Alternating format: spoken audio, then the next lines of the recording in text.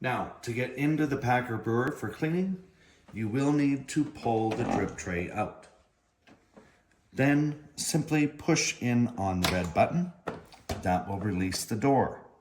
Now, to take the packer brewer out, you will push down onto the red button and simply pull it out.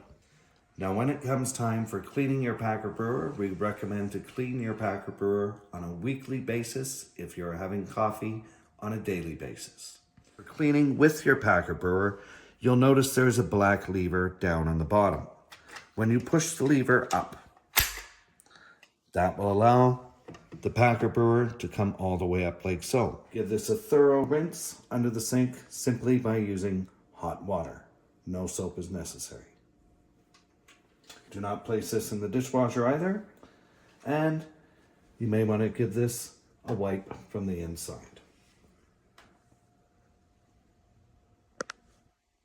To place the packer brewer back to its original position, you'll want to pull down onto the lever and be sure to push upwards so that the entire packer brewer is on the inside. When the packer brewer is out, and after you have rinsed it,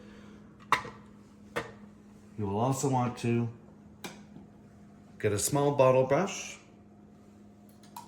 and go down through the inside of where the majority of the grinds go. What you will find is that those grinds will fall down into here, and you can simply wipe them out, and that prevents excess grinds from sitting. Now, when you place the packer brewer back in, simply push down onto the red button. You'll place back into the machine and simply release.